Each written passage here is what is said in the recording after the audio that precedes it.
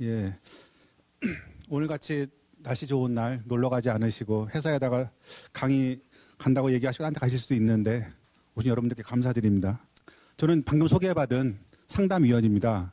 저는 월요일 날 아침 9시부터 오후 6시까지 무역 실무 분쟁 대응이라는 주제로 상담하고 있습니다. 오늘 여러분들 보시는 바와 같이 저희들은 오늘 무역 상담 사례로 보는 설명이라고 말씀드렸는데 실제 이 강의 안에 있는 모든 설명 자료가 상담 사례는 아닙니다. 제가 2001년부터 베트남을 다녔던 일들을 토대로 많은 경험을 담았습니다. 잠시만요. 보시면 나와 있죠. 제가 2001년 이후 베트남 기업과 거래를 했습니다. 그 베트남 사람들은 우리랑 어떤 특성이 있는지, 그 베트남 사람들이 말하는 예스의 의미가 뭔지 이런 것들에 대해서 여러분께 말씀드리고자 하는 것이고요. 여러분들이 궁금해하시는 과실송금이나 부동산 세제는 저는 잘 모릅니다. 그러니까 그런 것들은 여러분들이 가시는 그 시점 그때 확인하셔야 되고요. 제가 드리는 말씀은 베트남의 법률에 대한 얘기가 아닙니다. 베트남 사람은 우리와 어떻게 다르더라 이런 얘기를 좀 드리려고 하는 겁니다. 그래서 제목이 베트남 기업 이해입니다. 베트남 사람들이 계약서를 어떻게 보는지, 그리고 베트남 사람들이 미팅을 하다가 눈을 굴리는 의미가 무엇인지, 이를 드러내고 웃는 의미가 무엇인지, 저는 그런 부분에 대해서 말씀드리려고 오늘 자료를 만들었습니다. 이해하시겠습니까? 여러분들이 필요로 하시는 최저임금법이나 부동산 투자는 여러분들이 들어가시고자 한 그 시점에 베트남 변호사한테 문의를 하십시오. 베트남 로이한테 가십시오. 여러분 누군지 아시죠? 예, 누구예요? 예? 박항서라고 그러면 안 돼요. BHS입니다. BHS. BTS와 함께 베트남을 이끄는 BHS입니다. 이 사진 어디인 것 같습니까? 사진 언제 찍힌 것 같아요? 언제 어딜까요? 작년 12월 15일 베트남이 아시안컵 우승할 때 하노이 거리입니다. 아마 우리 6.29 때도 이만큼 못했을 겁니다. 그렇죠? BHS. 보십시오. 이 자료는 베트남의 기업 문화, 계약 문화, 한국 기업이 주로 하는 실수, 이런 걸 담은 겁니다. 그리고 조심하셔야 될 것이 이 자료의 내용은 저의 제한된 경험과 판단을 기초로 한 것이기 때문에 모든 베트남 기업은 다 그렇더라라고 생각하시면 안 돼요. 저는 오늘 베트남 사람 나쁜 얘기만 할 건데요. 다 나쁘진 않습니다. 제 친구들은 좋아요. 제 친구들이 베트남에 육군 중장이 있습니다. 중장, 3스타. 그리고 서기관이 있고요. 대학 교수가 있습니다. 차관보도 있었어요. 저는 좋은 사람들 만나가지고 사업을 쉽게 했어요. 근데 대부분의 분들은 교민회를 찾아갑니다. 카더라 합니다. 카더라. 교민회에서 듣는 얘기의 상당수는 근거가 없어요. 그리고 여러분들도 출장 가시면 아시잖아요. 길을 잘 모르잖아요. 지도 못 읽잖아요. 지나가다가 갑자기 경상도 말로 나타납니다. 그럼 정말 반가워요. 근데 그 사람은 어제는 전라도 말 썼었어요. 봤더니. 제가 여러 사람 봤어요. 말에 막 바꿔요. 저도 지금 베트남 호치민에서 근거지를 가지고 생활하고 있지만, 사업하고 있지만, 저는 한 번도 한국 사람한테 물어본 적이 없습니다. 왜냐하면은 돈이 들더라도 저는 고급 종목을 찾아갔어요. 그래서 베트남 세무사, 회계사, 변호사, 교수들 만났습니다. 물론 돈은 많이 들어요. 하지만 한국 기업들이 주는 근거 없는 정보는 아닙니다. 정말 좋은 정보를 얻을 수 있어서 저도 많은 네트워크를 가지고 사업을 했었기 때문에 여러분들께 감히 오늘과 같이 베트남 사람들은 이런 단면이 있다더라 말씀을 드리는 거지만 여러분들께서는 제 말만 믿으시면 안 되고요. 베트남을 가시든 중국을 가시든 여러분들이 발품을 팔으셔야 돼요. 우리가 많이 노력하고 많이 땀을 흘릴수록 정보는 좋은 거 나옵니다. 그런데 누구도 다 그렇다더라. 우리가 대표적으로 하는 실수가 뭐냐면은요. 베트남의 LG 화장품 계약서 누구나 다 씁니다. 그건 정말 잘못된 일이에요. 여러분 우리나라 LG 화장품의 휘 아시죠? 휘? 우리나라에서도 비싸게 팔죠. 3종 세트 한 7, 8만 원 해요. 베트남 가도 그 값에 받습니다. 그런데 그 물건을 베트남 여대생들이 쌓아놓고 써요. 떨어질까 봐. 8만 원짜리 사서 씁니다. 지금 베트남 호치민에 영어 잘하는 대졸 여직원들 급이 얼마일 것 같습니까? 한번 얘기해 보시죠. 호치민에서 엑셀 잘하고 영어 잘하는 대학 졸업생 여직원 월급 400불? 예. 어떻게 생각하세요? 뒤에 분은요? 400 맞아요. 350에서 450 정도 합니다. 그런데 이것이 2015년에 110불에서 시작한 금액이에요. 2015년 겨울에 OA 잘하고 영어 잘하는 호치민의 대학 나온 여직원 월급이 110불이었었어요. 근데 지금 그게 400불이 됐습니다. 그럼 가장 먼저 망가지는 업종이 어느 업종이 될까요? 이렇게 임금이 오르면 가장 먼저 타격 입는 업종은 제조 중에서도요. 지나치게 노동집약적인 봉제. 봉제가 가장 먼저 망가지죠. 그래서 지금 더 이상 베트남에서 사업하기 어렵다라고 말하는 분들은 거의 다 봉제하는 분들이에요. 근데 제가 하고 있는 기계는 아직 시작도 안 했어요. 저는 베트남에 중국 공작기계 수출하러 갔다가 오늘처럼 또 이렇게 변신했습니다. 저는 우리나라에서 더 이상 쓰지 않는 대우 기계, CNC, 그거 팔으러 갔었어요.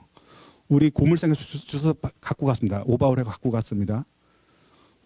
갖고 가서 팔으려고 봤더니 너무 사양이 높다라는 거예요. 우린 더 이상 쓰지도 않는 그런 제품입니다. 80년대 대우 기계가 만드는 거니까 지금 볼 수도 없어요. 그런데 그 기계를 보고 그 사람들은 야, 이거 우린 너무 하이테크야. 못 써. 이런 얘기를 합니다. 그러면서 저한테 뭐라고 얘기를 하냐면은 자기가 팔아서 줄 테니까 그냥 외상으로 주고 가라는 거예요.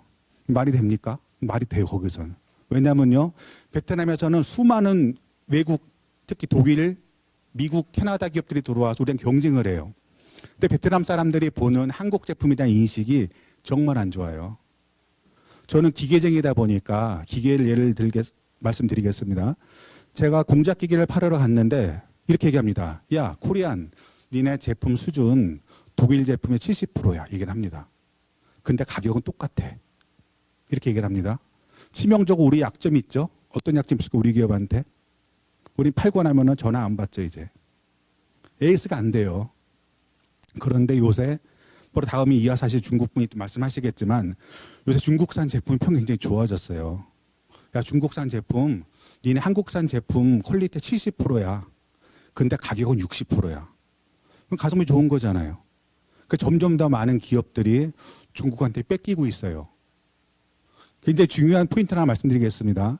여러분들이 보시기에도 아직 베트남은 먹고 살기 힘든 나라라고 생각하십니까? 그렇게 생각하세요? 아, 그렇지 않아요. GDP는 우리보다 낮을지 모르지만 물가가 쌉니다. 먹고 살기 힘든 게 아니에요. 우리보다 절대부가 적은 것뿐이지 먹고 살아요. 우리보다 낫습니다. 문제 하나 내겠습니다. 여러분들 좋아하시는 쿠쿠밥솥 있죠? 쿠쿠. 그거 얼마 정도 합니까? 쿠쿠밥솥. 한 15만 원 하죠? 그죠? 근데 쿠쿠밥솥이 베트남에서 철수할 것 같아요. 왜 철수하게 됐냐면은 제품을 들고 들어왔는데 누가 안 샀으죠. 베트남 사람들은 집에서 밥 안 해 먹습니다. 덥다 보니까 출근 시간이 일러요. 웬만한 대학에 대학 7시가 아침 6시 시작해요. 집에서 밥 안 먹습니다. 나가다가 길에서 수많은 리어카에서 사 먹습니다. 리어카에서 우리 돈으로 100원만 좀 밥을 사 먹는데 쿠쿠밥솥 안 사요. 근데 쿠쿠밥솥은 뭐라고 얘기를 하냐면은 야, 아직 베트남은 못 살아. 혹시 이 중에 쿠쿠밥솥에서 오신 분 있으면은 그냥 넘어갑니다. 저 욕하려고 하는 거 아니에요. 지금 반성하셔야 될 기업이 많아요. 뭐라고 얘기를 하시냐면은 베트남 아직 못 살아. 우리 기다릴게라고 얘기를 해요. 그럼 우리 기다리는 동안 다른 기업들은 가만히 있습니까? 안 그렇죠. 밥솥 시장 이미 대만 기업이 다 선점했어요. 쿠쿠밥솥이 베트남 GNP 올라오는 걸 기다리는 동안에 대만 기업은 BEP 미만으로 다 깔아버렸어요, 이미요. 그래서 나중에 베트남 국민들이 쿠쿠를 사서 쓸만한 수준이 된다고 하더라도 그때 가면은 이제 대만 기업 걸 갖다 쓰지 한국 걸 쓰지 않습니다. 한국 기업들이 가장 많이 착각하는 것 중에 그거예요. 1번. 아직 못 살아. 우리 거 못 샀어. 그럼 거기 들어오지 말았어야죠. 그렇죠? 베트남 기업이 현재 전체적인 지수가, 경제 지수가 연평균 경제 성장률이 8%예요. 7.5 내지 8% 합니다. 근데 7.5 내지 8%의 성장률이 지금 연 8년, 9년째 되고 있어요. 굉장히 높은 수치죠. 그 사람들은 한국 기업한테 야, 한국 기업 니네 좀 내가 기다려줄게 이런 말 안 합니다. 왜 기다립니까? 그 나라에서 우리 제품 인식도 안 좋은 상황인데 여러분들이 지금 들어가시려고 하시는 분도 계시겠고 어쩌면 들어가셔서 업종을 다각화하시려고 하는 분도 있을 거예요. 저는 지금 업종별 스페셜리스트가 아닙니다. 저는 그런 사람이 아니고요. 저는 기업이 들어가서 우리 기업이 베트남 사람들의 마음속에 들어가서 자리 잡는 방법하고 베트남 사람들이 어떻게 하면은 우리한테 우호적이더라. 어떻게 하면 우리가 하는 거를 잘 따라주더라. 저는 제가 경험했던 거를 말씀드리려고 하는 것이고요. 여러분들이 전자에 계신 전기에 계시든 그거는 각 분야 지표를 열심히 읽어보시고 제가 말씀드리는 거는 모든 분야에 커먼센스로만 생각을 하십시오. 여기는 제가 특별히 수치를 말씀드릴 것도 없고 제가 전문가로서 이렇게 하십시오라고 말씀드릴 것도 없어요. 일반적으로 예의나 윤리에 가까운 것들인데 들어가서 한국 기업들이 반실수하시는 거예요. 야, 니네 우리 거 갖다 써. 이렇게 얘기를 합니다. 자, 여러분 우리나라 필기구 굉장히 좋죠. 정말 좋아요. 제가 이 필기구를 국내에서 파는 사람이에요. 하나에 우리나라에서 3,000원씩 한다고 치죠. 근데 더 이상 안 팔려요. 제가 이 업체 사장님인데 제가 베트남에 갔어요. 야, 베트남 니네 이거 1,000원에 사서 써. 얘기했습니다. 그러면서 뭐라고 얘기를 하냐면은 야, 니네 우리부터 못 살잖아. 싸게 줄게라고 얘기를 합니다. 여러분 제가 드린 말씀 이거 맞습니까? 안 맞아요. 이 볼펜은 손이 큰 우리나라 사람들이 맞춰놓은 볼펜이에요. 베트남 사람은 우리보다 손 작습니다. 손도 작고 이것도 짧아요. 짧기 때문에 우리가 못 들어가는 기계 뒤에 들어가서 잘 만져냅니다. 그래서 많은 한국 기업들이 베트남 사람들보다 손재주가 좋다고 얘기를 하시는 겁니다. 이 사람들 우리보다 키도 작고 골격도 작고 손도 작아요. 그럼 이 사람들 손에 맞는 볼펜을 만들어서 줄 생각을 하지 않고 우리나라에서 팔다가 안 팔리는 거 이제 갖다 주는 거예요. 그것도 기분 나쁘게 싸게 준다고. 그건 아니라는 거죠. 베트남 사람이 우리보다 키 작고 못 산다고 하더라도 그건 우리 생각이에요. 인근 라오스에서 보는 베트남은 라오스와 베트남 사이는 한국과 미국 사이보다 더 커요. 베트남 사람들이 뭐라고 얘기하냐면 야 라오스 니네가 우리랑 맞먹으려고 들어? 이런 얘기를 합니다. 우리가 우습게 보는 베트남이 거기서는 맹주예요. 맹주. 태국 빼놓고 나면은 캄보디아, 미얀마, 라오스, 부탄 이런 나라들이 베트남 말 한마디면 다 죽습니다. 여러분들 여태까지 그렇게 생각하시지 않았겠지만 오늘 제가 드리는 말씀을 듣고 돌아가셔서 야, 우리가 어느 나라에 들어가서 장사를 하게 된다 그러면은 그 사람들이 필요로 하는 게 뭔지 우리 기준이 아니고요. 그 사람들 기준의 물건 생각하시고요. 그리고 그 사람들이 좋아하는 게 뭔지 싫어하는 게 뭔지 아실 필요가 있어요. 요새 제 강의 맨 마지막 페이지에 인도네시아 얘기도 나옵니다. 여러분 베트남하고 인도네시아랑 같은 시장으로 보신 분이 많이 계세요. 저희 협회 상담하다 보면은 이런 얘기 옵니다. 베트남 시장하고 인도네시아랑 같은데요? 라고 얘기하시는 분이 있습니다. 같습니까? 일단 뭐가 달라요? 예? 언어는 당연히 다르죠. 언어보다 더 중요한 게 있죠. 우리가 우리가 인도네시아에 들어갈 때 가장 중요한 게 요새 뭡니까? 종교예요. 종교 때문에 무슨 문제가 생겼죠? 할랄이 나왔죠. 인도네시아는 5대 종교가 있어요. 5대 종교의 자유가 인정되고 있지만 88%가 이슬람교도예요. 그래서 1, 5회 예배 시간을 우리는 법적으로 존중해 주게 돼 있어요. 만약 예배 보지 말고 일해 그러면 노동법 위반이 됩니다. 또 뭐가 다르죠? 인도네시아? 인도네시아는 화교 자본이 꽉 잡고 있어요. 근데 동남아시아에서 거의 유일하게 화교랑 상관없는 곳이 베트남일 겁니다. 마지막에 말씀드리겠습니다. 여러분들이 필요로 하시는 제도는 바로 그 시점에 들어가서 확인하십시오. 저는 다문화사회 전문가 출신으로서 잠깐 베트남 사람들하고 교류했던 그런 경험을 바탕으로 말씀드리겠습니다. 자, 목차 보시죠. 국민성. 나쁘죠? 나빠요. 근데 우리도 나빠요. 근데 베트남이 더 나쁩니다. 여러분들, 우리 지금 이제 중국하고 더 이상 거래 안 한다고 얘기를 하는 분들 많이 계시죠? 그렇지 않아요. 중국하고 하는 거 아직도 많이 있습니다. 대표적으로 IT 계속 하고 있죠. 선박도 하고 있어요. 전자도 하고 있습니다. 베트남도 어떤 분들이 베트남 끝났어라고 말씀하시는 분이 계시는데 그건 봉제가 끝난 거고요. 아직 기계나 전기나 그리고 또 뭐 있을까요? IT 시작도 안 했어요. 여러분들 중에 혹시 IT 업종 계신다고 하면은 베트남에서 잘 고민해 보십시오. 왜냐하면은 앞으로 가장 많은 투자가 들어갈 곳이라고 생각되고 있습니다. 그리고 베트남의 기업 문화 이렇다더라. 참고적으로 베트남은 만장일치 제도입니다.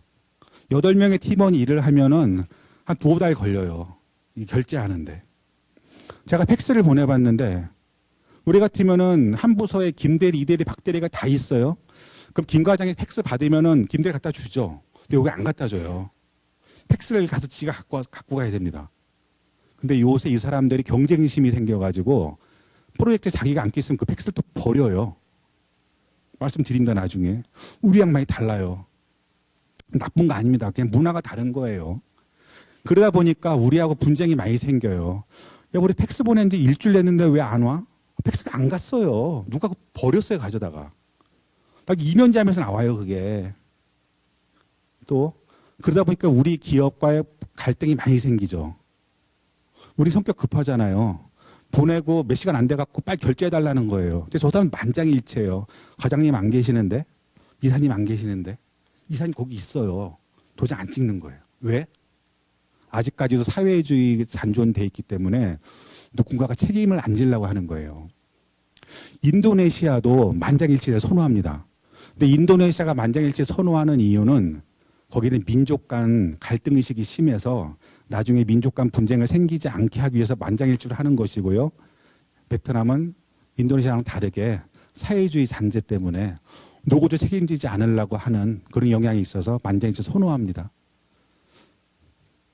보록 맨 마지막 보시면은 유사지역으로 보이지만 인도네시아 이렇게 다르다라는 걸 말씀드리겠습니다. 넘어가겠습니다. 현재 베트남 전체 GDP의 9%를 우리 기업이 만들어내고 있습니다. 그게 누굴까요? 베트남 전체 GDP의 9%를 만들어내는 기업은 누구요? 한국의 삼성전자예요. 그럼 삼성전자를 포함해서 우리 기업이 베트남 전체 GDP의 몇 프로를 담당하고 있을까요? 한 25% 정도 되고 있습니다. 그리고 그 사람들이 고용하는 전체 인력이 한 100만 됩니다. 100만 됩니다. 그리고 현재 7,500개 정도의 한국 기업이 가서 있는데 저처럼 저기서 법인 설립하지 않은 법인들도 많이 있으니까 더 많을 거예요. 저 같은 경우는 한국에서 나가는 아웃고잉이 더 중요하기 때문에 거기서 안 만들었습니다. 이런 사람들도 많이 있기 때문에 여기 나오는 수치는 반밖에 안 될 거다라는 걸 염두에 두시고요. 현재 베트남에서 직접 투자를 가장 많이 한 나라가 한국이죠. 전체 외투의 4분의 1 이상을 했어요. 더 늘어나고 있을 겁니다. 혹시 여러분들 중에 지금 중국에서 지사를 운영하시는데 베트남으로 가시려고 베트남에 공장 부지 만들어 놨으면 당분간 보류하십시오. 지금 중국 자본 못 배우고 있어요. 중국 정부에서는 합법적인 송금 다 된다고 말하고 있지만 그건 거짓말이고요. 지금 중국에서 베트남으로 넘겨가지 못하게 하려고 중국에서 베트남으로 옮겨가려는 기업들한테 자본 철수 지금 굉장히 막고 있어요. 그래서 지금 급하셔가지고 베트남 호치민 하노이에 공장 설립하지 마시고요. 좀 더 기다려보세요. 시간 오래 걸릴 것 같아요. 이런 의미가 있습니다. 베트남 현재 인구가 9,700만이에요. 1억 넘기는 건 올해 시간 문제고요. 내수 1억이라고 하면은 우린 더 이상 베트남이 세계의 공장이 아니라는 거죠. 세계의 내수 시장이 되는 겁니다. 그래서 수많은 외국 기업들이 아시아 진출 거점의 전진 기지를 중국에서 베트남으로 옮겨가고 있어요. 이해하시겠죠? 그리고 우리 기업도 여기 가려다 보면은 한국 기업의 기술을 베트남에 비싸게 수출하려는 기술 이전의 중요성이 부각되고 있습니다. 그리고 그러다 보니까 아직까지 베트남이 지적재산권을 보호해주는 나라는 아니지만 곧 그런 문화가 오리라고 생각하고요. 여러분들께서는 베트남에 가신다고 하면은 우리 기술을 보안을 잘 유지한 상태에서 수출하시는 일하고요. 그리고 특허, 기타 인증에 대해서 많이 준비를 하셔야지 여러분들이 롱런하실 수 있어요. 제가 2015년에 베트남 가서 사업자 하나 받았었습니다. 그때 그 친구가 베트남의 특허청 서기관이에요. 그 친구가 도장 찍어준 애였었어요. 이거 특허 돼 안 돼. 그런 친구 있었어요. 그 친구 저한테 얘기했어요. 야, 미스터 김, 네가 가져오면 다 찍어줄게 그랬습니다. 저는 정말 엎드려서 절받는 일을 하는 거였었죠. 그런데 불행하게도 그 당시까지만 해도 베트남 지적재산권을 보호해주지 않았어요. 그러니까 저는 홍보만 하다가 그 상황을 파악하고 바로 사업을 접었습니다. 하지만 3년이 지난 지금 많은 기업들이 지적재산권의 중요성을 베트남 정부에 요청하고 있어서 지금 상황이 좋아졌습니다. 아직까지도 우리만큼의 보호를 받는 상황은 아니지만 여러분들은 이제 돌아가셔서 지적재산권을 준비를 하신다고 하시면은 야, 베트남 지적재산권 보호 안 돼라고 무조건 생각하지 마시고요. 여러분들이 가지고 계신 업종하고 기술에 따라서 많은 차이가 있을 수 있으니까 베트남의 변리사, 변호사를 통해서 꼭 확인하십시오.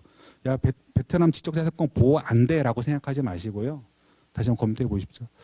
여러분 그 자료 9페이지 지금 보시나요? 보이시죠? 여기 밑에 임명장. 여러분들 제가 못 만날 뻔했었어요. 제가 이 탁정부 때 제가 비례 받을 뻔했었습니다. 제가 다문화사회 전문가이기 때문에 이 수많은 걸프렌드들 여기 많이 있죠. 제가 베트남 갈 때 제가 이분들하고 상의를 합니다. 베트남 사람들이에요. 이분들한테 야, 내가 이런 일을 하려고 하는데 너 생각 어떠니? 이렇게 물어봤습니다. 이 친구는 얘기해 줍니다. 야, 우리 국민을 욕해서 안 됐지만 믿을 수 없다. 그건 아직 멀었다는 얘기를 저한테 많이 해줬습니다. 아직도 이 친구를 만나고 있고요. 이 사무실은 호치민에 있는 저희 사무실인데요. 사티라고 합니다. 사티. 여러분들 잘 알고 계시는 베트남 과학기술부 산하 단체예요. 과학기술부 산하의 한 단체인데 기술 혁신된 관련된 일만 하고 있는 부서고요. 요거는 우리 경상북도에서 도의 돈으로 건물 하나를 임차했습니다. 그래서 경북 기업들이 요 건물에 자기들 생산품을 비치해 놓고 호치민 바이어들하고 만날 수 있는 자리를 만들어 줬습니다. 근데 아직까지 잘 되고 있지는 않습니다. 요건 저희 작년에 호치민 전시회 때 저희 부스입니다. 말씀드리겠습니다. 제가 작년에 호치민 기계전에 참가했었습니다. 제가 상담 부스 운영해 본 결과 저희 부스에 온 사람들입니다. 한국 기업이 일단 많이 왔죠. 그리고 저한테 질문했던 것 중에 베트남 관련된 질문이 많았습니다. 여러분들이 오늘 오신 것처럼 이때 이분들도 한국 기업이 베트남 와서 실수하는 대표적인 게 뭔가, 어떻게 하면 한국 기업들하고 충돌하지 않을까 저한테 많이 물어봤습니다. 제가 변호사임에도 불구하고 저한테 법문은 거의 안 물어보셨어요. 왜 그럴까요? 저는 모르죠. 베트남 법문은 누가 잘합니까? 베트남 변호사가 잘하는 거예요. 그러니까 저한테 법문은 물어보지 않으셨어요. 저한테는 베트남의 비즈니스 문화가 어떤지에 대한 질문이 많으셨고요. 저는 그래서 올해도 이 작업을 하러 또 갑니다. 그리고 기계전이었다 보니까 기계 관련된 아이템이 잘 질문이 많았습니다. 여러분들 중에서도 지금 기기업 중에서 전기업 중에서 오신 분들이 계신다고 하면은 말씀드린 것처럼 아직까지 베트남 물가 싸, 소득 안 돼라고 하셔서 기다리지 마시고요. 베트남 시장 상황에 맞는 간단하고 저가의 기계를 갖고 가서 파십시오. 이거는 기계만의 문제는 아니에요. 우리가 베트남 사람들 소득 올라올 때까지 기다리면 우린 망합니다. 여러분 롯데마트 아시죠? 롯데마트 안에 한국 상품이 안 들어와 있어요. 왜 그럴까요? 롯데마트가? 롯데마트에서 오시면 안 계시죠? 롯데마트가 입점료를 비싸게 받았어요. 그러면 안 되잖아요. 베트남 경제구조 약점 말씀드리겠습니다.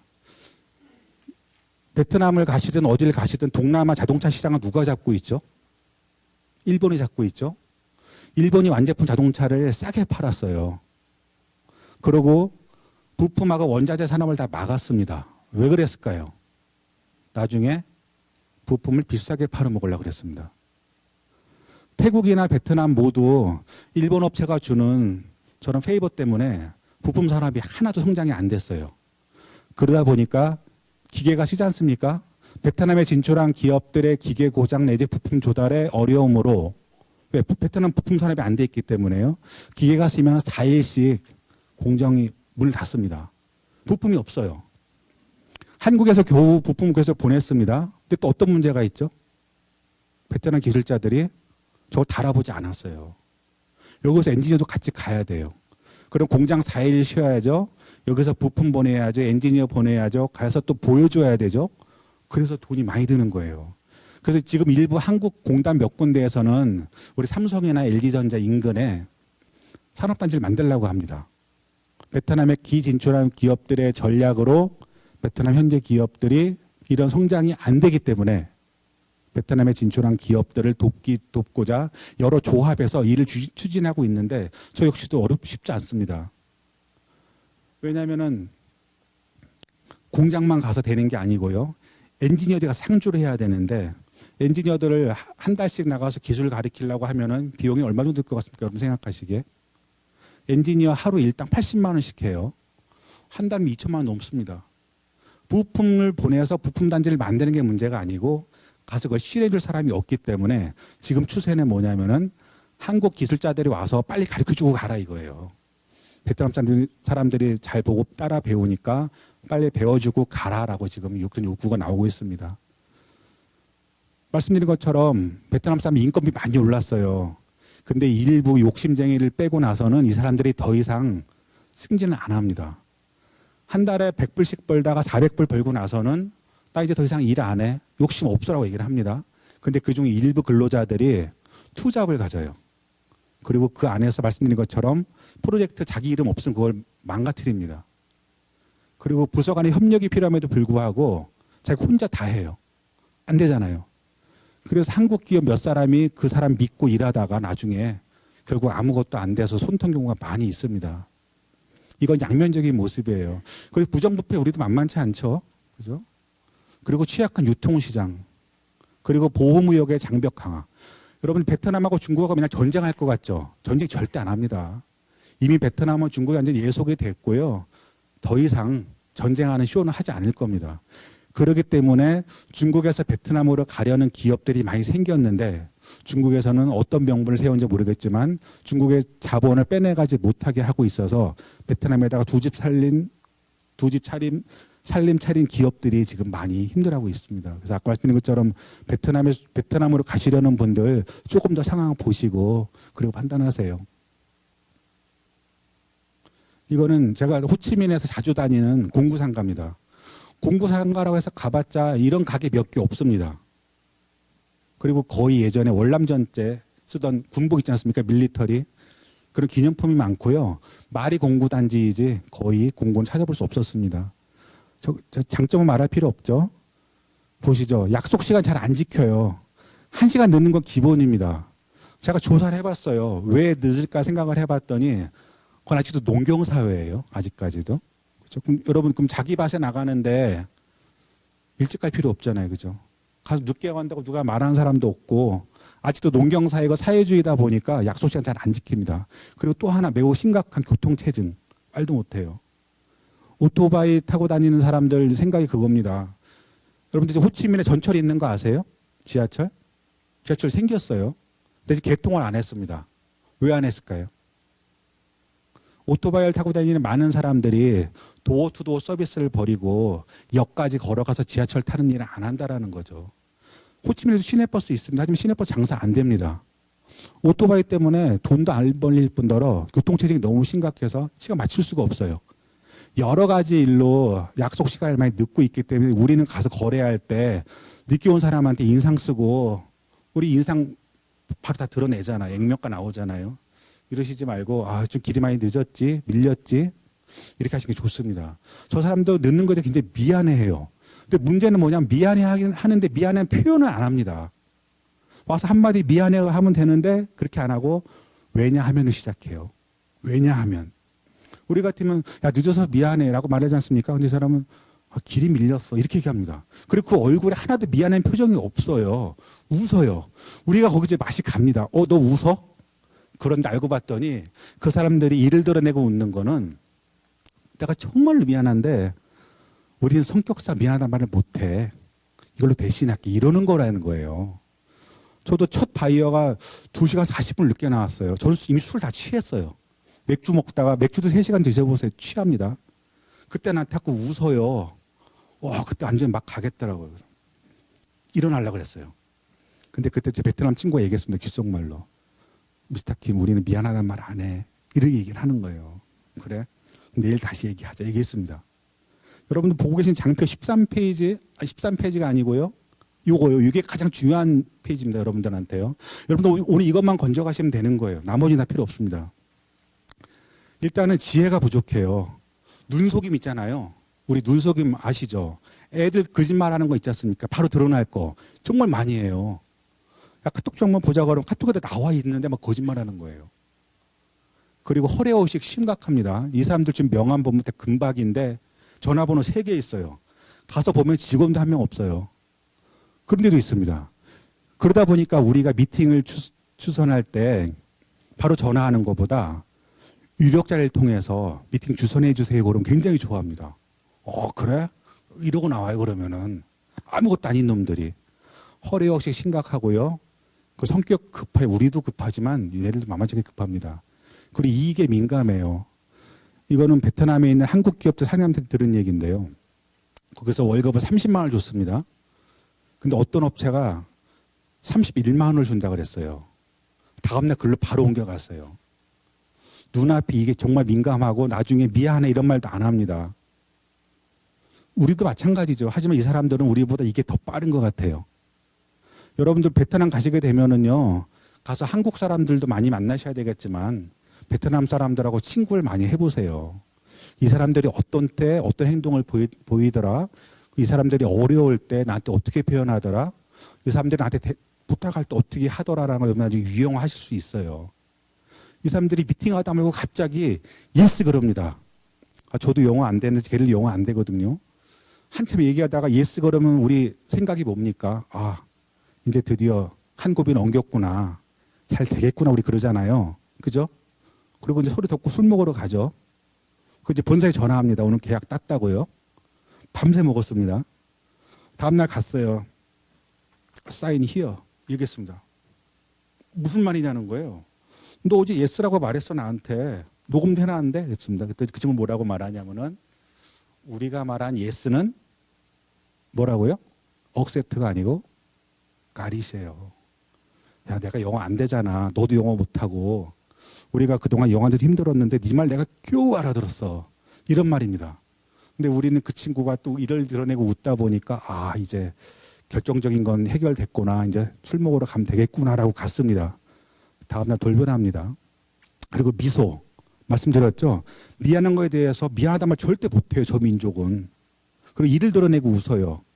그럼 우리 열받잖아요. 이 새끼 늦게 온 게 웃어.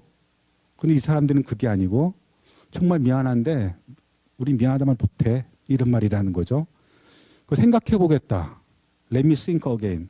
우리는 그럼 내일 또 할 얘기 있나 보다 생각합니다. 근데 저 사람들은 Let me think again 그러면은 거의 끝난 거예요. 다시 얘기하지 말라는 겁니다. 우리는 그래서 내 생각에는 그래서 한번 고려해 볼게. 우린 그러면은 그래도 일만의 희망이 있는 문화잖아요.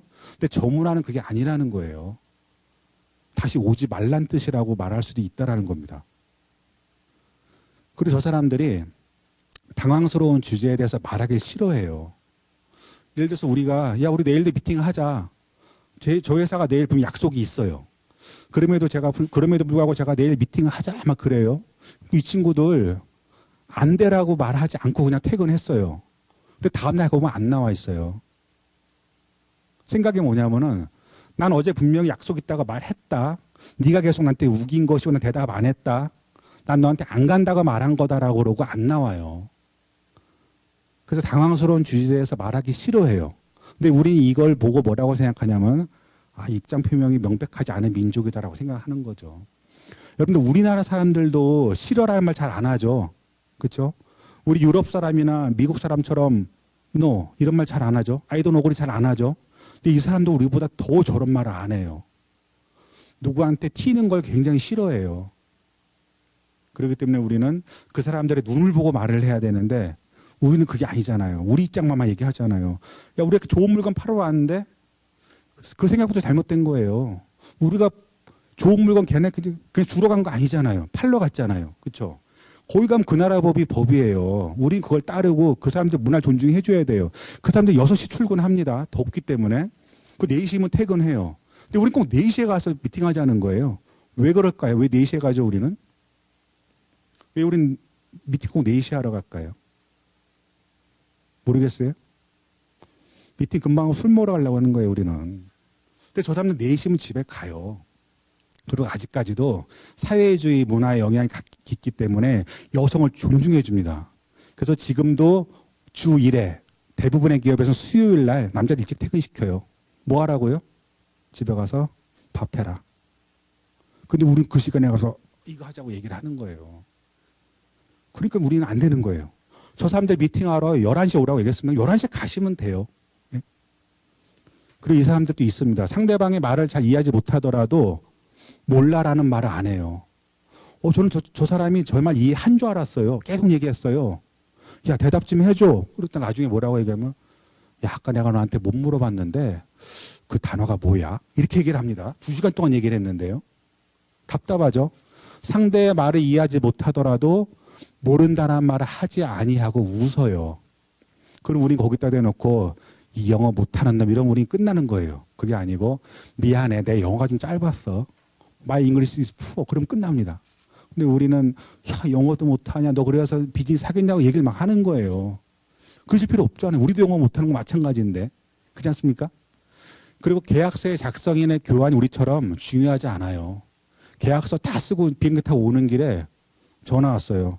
야, 어제 그 계약서 내가 술 먹고 잘못한 것 같아. 무효로 하지. 이렇게 얘기합니다.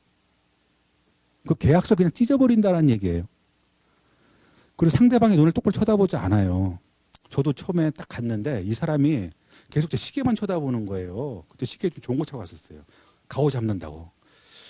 그래서 저는 시계만 쳐다보길래 아, 이 시계가 좀 여기서 팔릴는가 보다 하고 생각했는데 그게 아니고 저 사람들은 상대방의 눈을 똑바로 쳐다보면은 대든다라고 생각을 한다는 거죠. 그럼 우리도 마찬가지지 않습니까? 그러니까 우리도 면접 보러 갈 때 어디 쳐다보라고 얘기하죠? 넥타이 쳐다보라고 얘기하죠. 이 사람도 마찬가지예요. 우리는 이렇게 쳐다보고 싶은 이 사람들은 계속 먼 산 보거나 노트 필기하는 걸 계속 저한테 보여줍니다. 그러니까 우리는 저 사람들이 우리한테 관심이 없나 보다라고 생각하는데 그게 아니라는 거예요. 내가 너를 존중하기 때문에 쳐다보지 아니한다라는 인식이 많다라는 거죠. 그리고 이거는 우리랑 문화 굉장히 큰 차이인데 우리는 밥 먹을 때 얘기하면 싫어하죠. 밥불 튄다고요. 이 사람 밥 먹는 거 굉장히 좋아합니다. 이 사람들 맥주 먹으러 가면 맥주를 짝으로 시켜요. 아시죠, 여러분? 맥주 개짝 아시죠? 24개짜리요. 그러니까 계속 먹습니다. 먹고 말하고 이거 대화한 것도 교환하고 또 내일 가서 또 무슨 얘기 할 거니까 얘기를 합니다. 우리는 밥 먹고 바로 들어가려고 얘기를 하는데 이 사람들은 밥 먹으면서 빨리 얘기하는 걸 굉장히 부담스러워 하더라고요. 아무래도 문화가 아직까지 대가족주의의 전통 문화를 선호하다 하고 사회주의의 성향이 있어서 그러는지 밥 먹으면서 많은 이야기를 하고 있고 우리 기업들이 가자마자 바로 비즈니스 얘기 꺼내는 것도 굉장히 싫어합니다.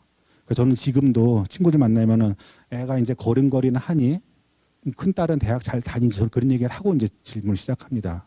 우리처럼 단도직입적으로 말하는 것보다는 밥 먹으면서 오랜 동안 식사를 하면서 이런저런 얘기도 하고 그리고 요새 베트남 그 경제 상황에 대해서도 야 니네 요새 정말 잘 나가던데 부럽다 이런 얘기 한마디면은 훨씬 더 대화가 부드러워질 수 있겠죠.